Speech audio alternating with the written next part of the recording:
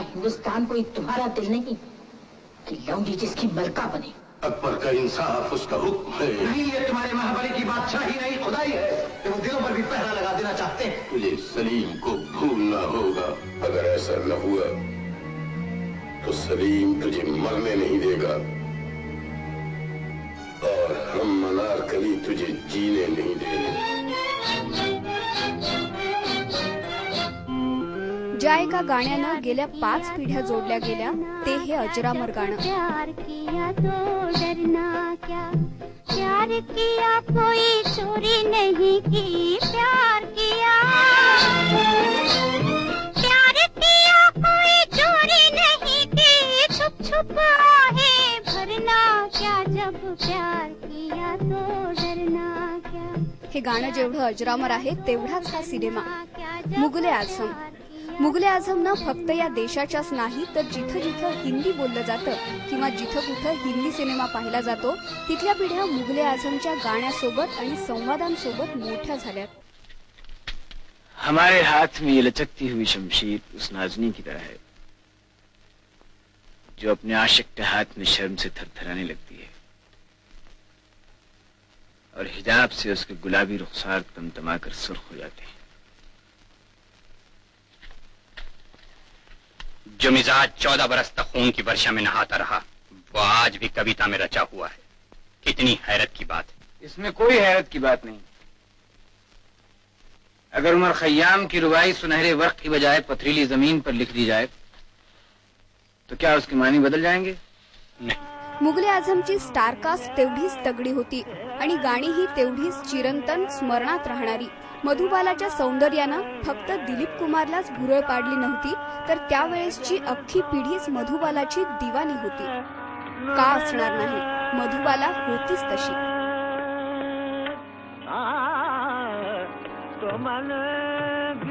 सुंदर पृथ्वीराज कपूर यांचा आवाज तर गॉडफादरच्या ब्रँडोची आठवण करून देणारा।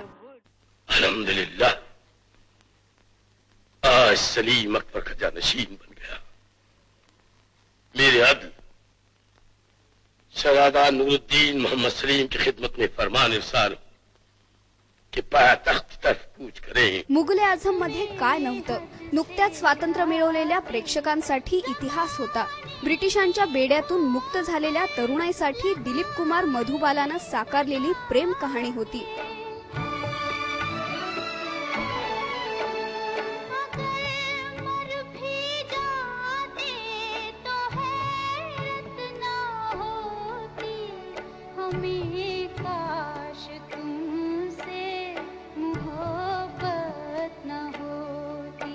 जिच्यासाठी राजसिंहासन सोडून द्यावं असं मधुबालाचं सौंदर्य, राजसत्ता आणि तिला धक्का देऊ पाहणारी सलीम अनारकलीची अजरामर प्रेमकथा होती। मैं तुम्हारी आंखों में अपनी मोहब्बत का इकरार देखना चाहता हूँ। इन्हें न देखिए शहजादे, इनमें कनीज की सहमी हुई हसरतों के सिवा और पण मुगले आझम पूर्ण व्हायला तब्बल 9 वर्ष लागली। मुगले आझम म्हणजे के आसिफ यांना पडलेलं सर्वात सुंदर स्वप्न।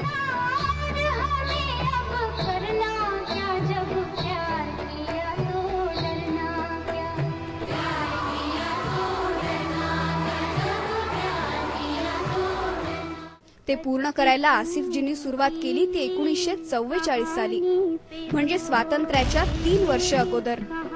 1947 साली फाळणी झाली आणि मुगले आझम मध्येही क्लायमॅक्स आला। सिनेमाचे निर्माते शिराज अली पाकिस्तानमध्ये गेले आणि मुगले आझमचं चित्रीकरण बंद पडलं, पण सुंदर स्वप्न शांत बसू देत नाहीत। आसिफजींनी पुन्हा जुळवाजुळव केली। मुगले आझमच्या चित्रीकरणाला 1951 मध्ये सुरुवात झाली।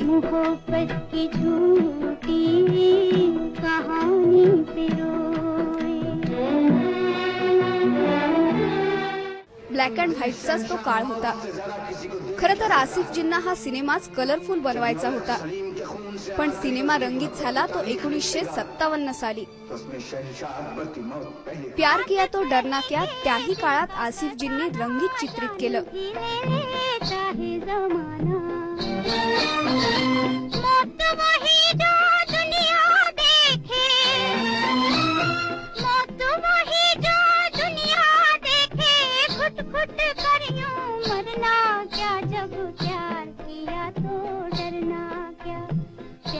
किया तो डरना क्या, जब प्यार किया तो डरना क्या। पण सिनेमा नाही होऊ शकला म्हणून काही मुगले आझमची भव्यता कमी झाली नाही. मुगले आझम प्रदर्शित झाला आणि ऐतिहासिक ठरला.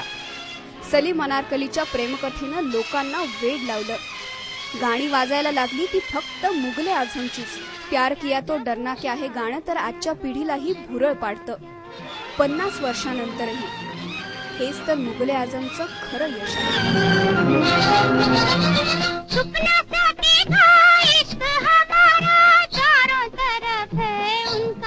ब्युरो रिपोर्ट, स्टार माझा.